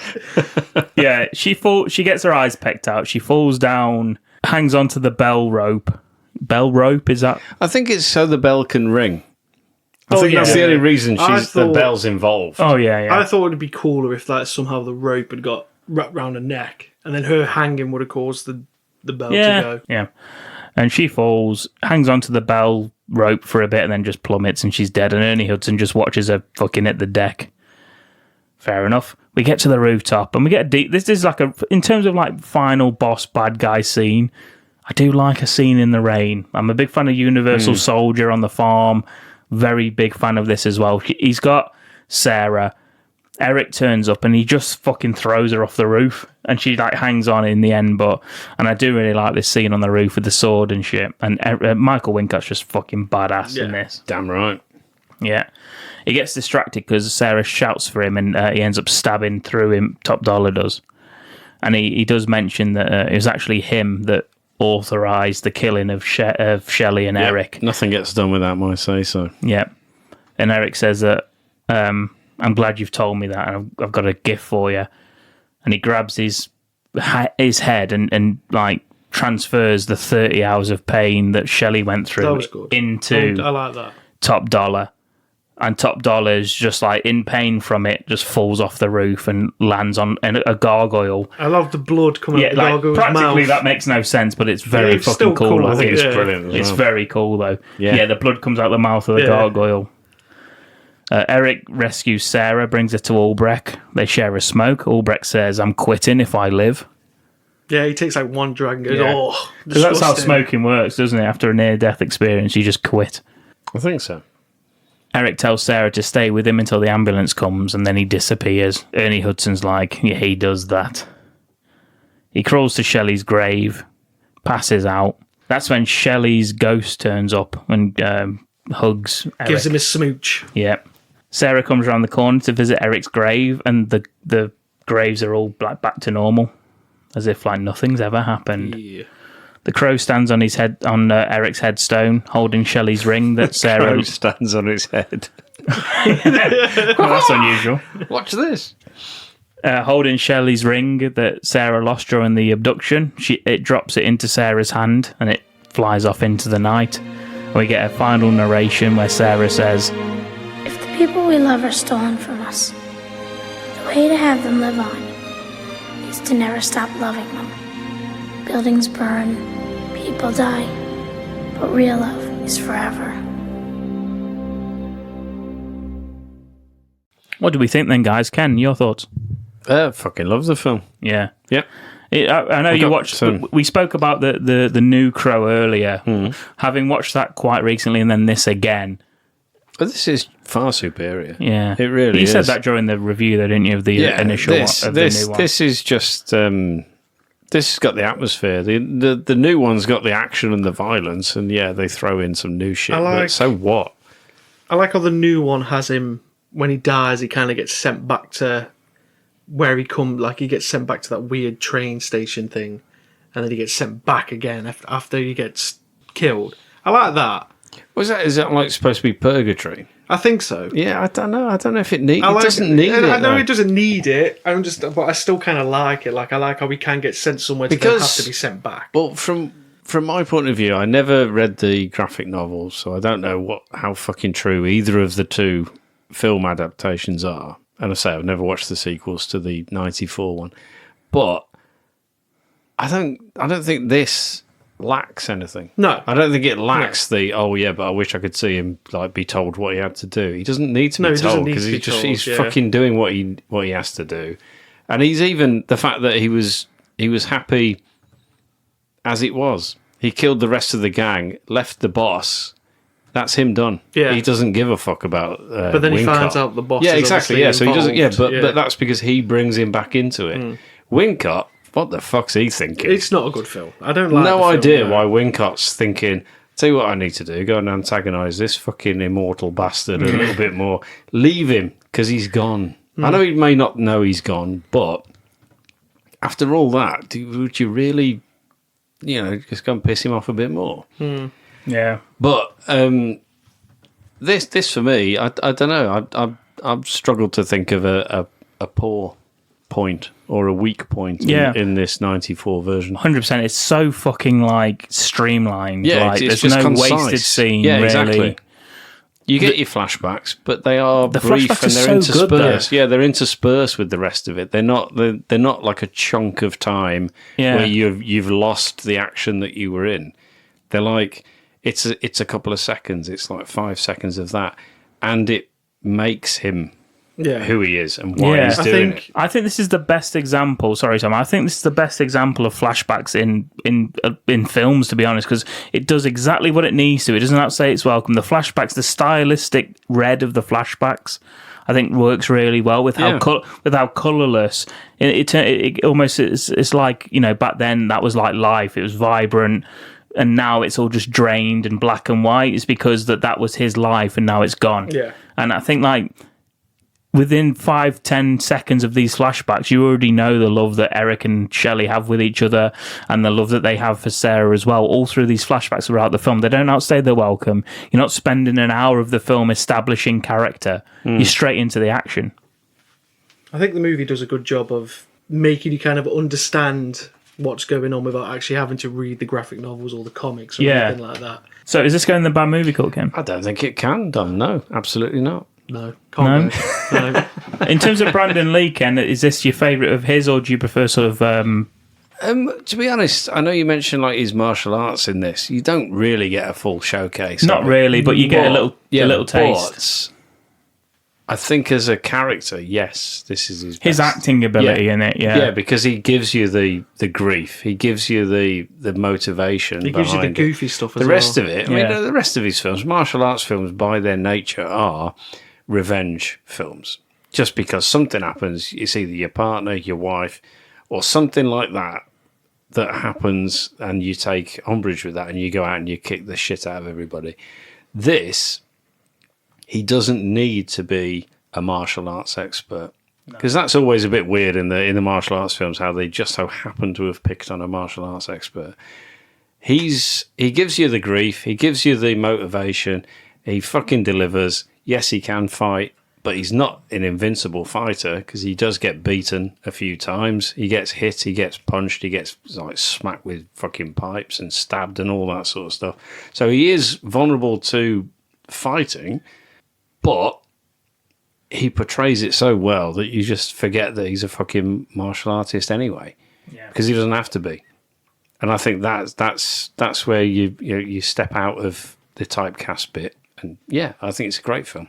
And I think he's absolutely fantastic in this. I think Wincott's great in it. Yeah. Everybody in this film, There's I not think, a bad is performance, brilliant. is there? I can't think of anybody that's underperformed in this. It's a shame because I feel like this is really like, if he'd have lived, this is probably like elevated Brandon Lee to being in Hollywood, like big films, I think. Yeah. 100%. Yeah. I can't see why it wouldn't, to be honest. I think everything he does in this film is good. Because he was like muscly as fuck in the films, but he dropped 40 pounds to be... He was still ripped, though. He's still like, he is, because in the graphic novel, like he based the physique of Eric on Iggy Pop, so very lean but like muscular. So, and we've mentioned it throughout, but I've got to again say the soundtrack might as well be a character in the film because it's such an integral part, and it really does propel the film to just incredible. Like the running along the rooftops. To the point of fucking goosebumps watching it, because it means the dead souls when he's running along the rooftops is such an iconic scene, and that wouldn't have happened. That wouldn't have happened with a lesser song. Like they chose it so well. No, I agree. I was watching it, as I say, it's the first time I've seen it in a long time, but I remember listening to that soundtrack for years and years. I was at school when this was out. I had it on fucking cassette. I used to listen to it in my first car, driving around in that, listening to this soundtrack. Yeah, it does. It's fucking great. The music's amazing. The film's fucking brilliant, and everybody in it is superb. Yeah. So no, it doesn't go in. No, Dom, no. No, you right. win this one. You win. Well, I'm so glad that I've finally chosen... Well, that's from me. I mean, Tom fucking hated it. He says... It's not true. The only reason I prefer City of Angels is the death scenes in it. Because you're like insane. The way he kills the bad guys. Whoa, not seen it. No spoilers. Yeah, I'm just saying, for me, it's just better. The one I remember is the Eyes one, which I think is quite horrific to watch. That is, but I wouldn't say it's a better film. The soundtrack's nowhere near as good. No. performance, The soundtrack and the performance, the original Crow is better, but for me, it's just... I think it's not... little did we know the rest of the fucking sequels, but I in my notes I did say I don't mind the sequel, but it's not fucking better than Tom, you idiot. What I am glad about is this is maybe the first birthday episode I've done where Ken's enjoyed the film I've chosen. So I don't know what you're playing at there, to be honest. You mad bastard. So thank you, and thank you, Tom, again for joining us. We either had really great feedback about your first episode or everyone really hates you.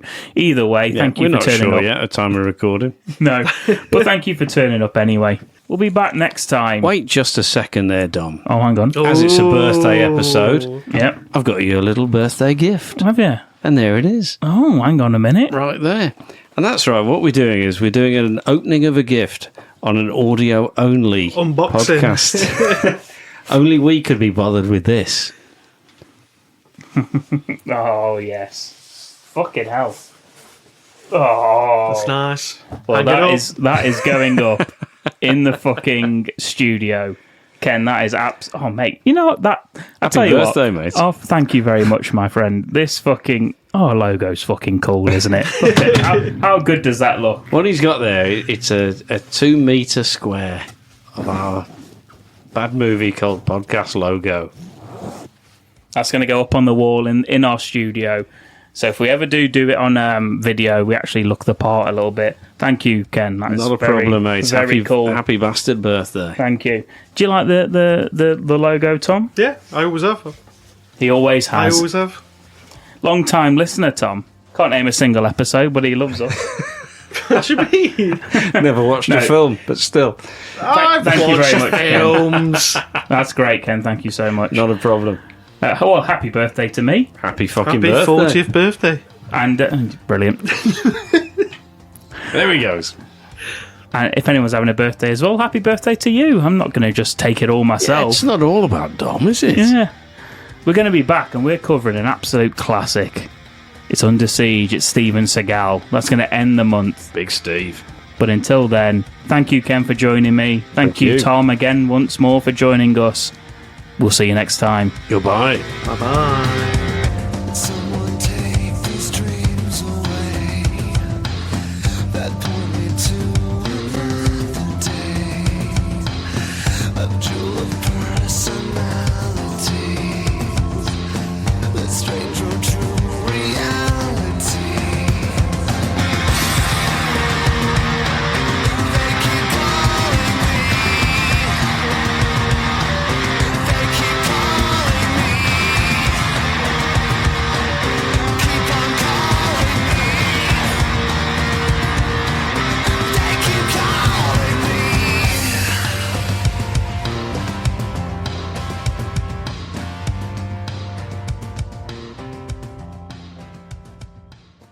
me. Buttocks. Bye-bye.